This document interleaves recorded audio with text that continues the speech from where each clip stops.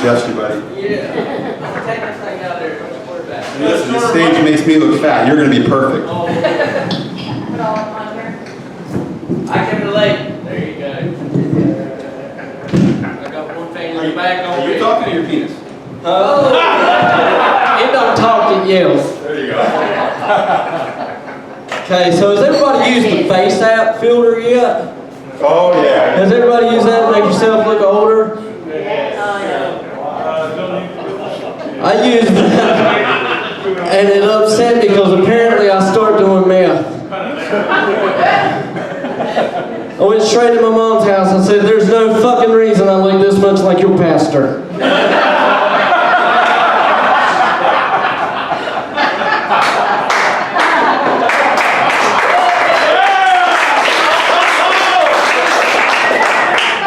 But then I really got self-conscious because my wife saw the picture and she started going to church.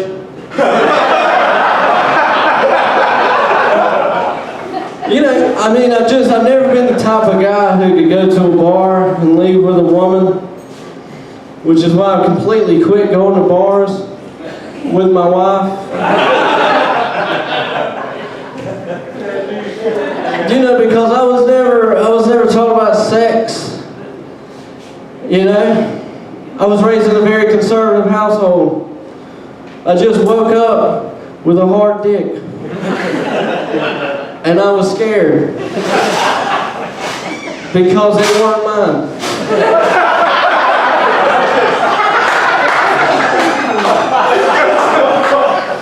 And that's the last time I ever fell asleep in church. And the last time my uncle ever taught Sunday school. He was a good guy. Saved once by Jesus, twice by Narcan. And my parents, you know, they would turn the TV on PBS, and then they'd go in their room and they'd lock the door. I would bang on the door, I'd say, "Daddy, Daddy, Daddy." And I'd always get upset, because my mom would start mocking me.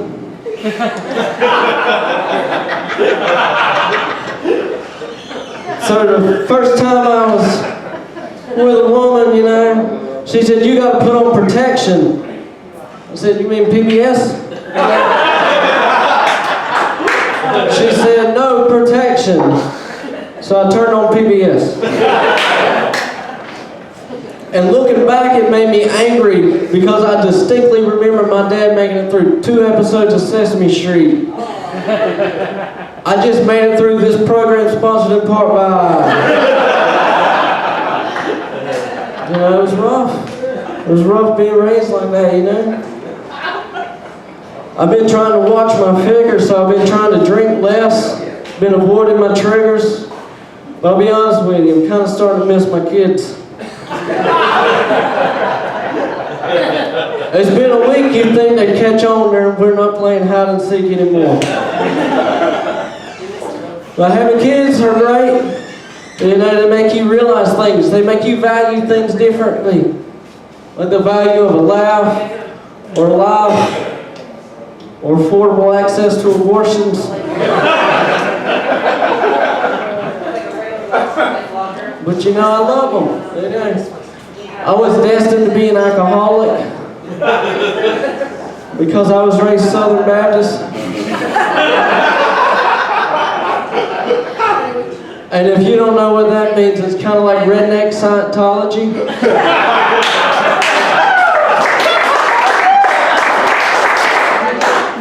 They believe in the Trinity, the Father, the Son, and alcohol abuse. I escaped at an early age. I told my Sunday school teacher, I said, "Listen, Uncle, if Jesus was captured by the Romans, maybe we're worshiping the wrong people. Maybe he wasn't God. Maybe just like everybody else came running sandals." And his buddies just made up the rest of that shit, because that's just what good buddies do. I like this crowd. I'm used to doing shows in Charlotte, was doing one recently. I was the only white guy there. Dude comes up to me, he says, "Man, you're white enough to have been homeschooled."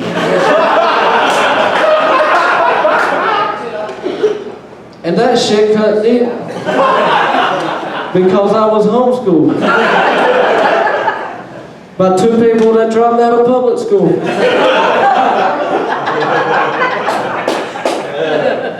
You know you're going to have a hard life when the first books you learn how to read are A Woman's Day and Cosmo.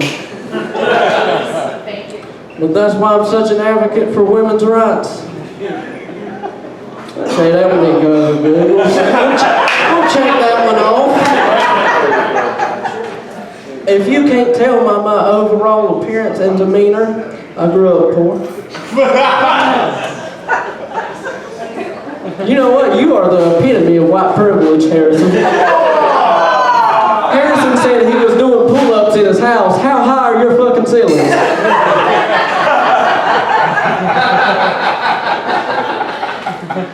But anyhow, I recently learned that you can make up to $1,000 a month by donating blood and semen. I almost didn't make it here tonight. In my entire life, I have never been so lethargic, so sweaty, and so financially secure. But I just don't think my samples are going to fly off the shelf.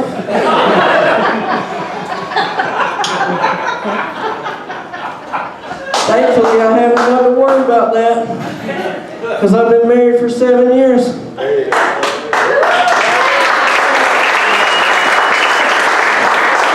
Do what you have to do.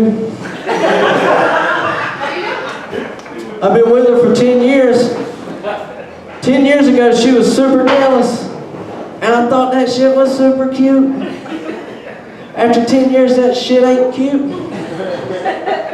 I sprayed my car with Febreze, so now she thinks I'm cheating on her with a woman who smells like Febreze. She said, "What's her name?" I said, "She doesn't exist." She said, "Tell me her fucking name. Just be a man. Tell me your name." I said, "Apple Cinnamon." So for the past week, she's been mad at me for going to a strip club. It's pretty rough. I switch around jobs a lot. Lately I've been doing assisted maintenance at an assisted living facility. Really? It's terrible. Because I don't know a damn thing about maintenance. Nor do I know how to assist people in how to live their lives. This little lady came up to me, she said, "My smoke alarm's beeping. I think it needs a new battery."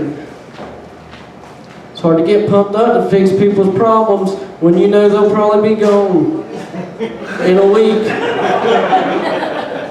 So I looked back at her and I said, "Give it a week." She said, "But is that going to fix it?" I said, "I don't know. It depends on how you feel." She said, "I feel terrific." I said, "Give it a week and a half." Thank you. My name's Bo Alambis. I'll be here all week.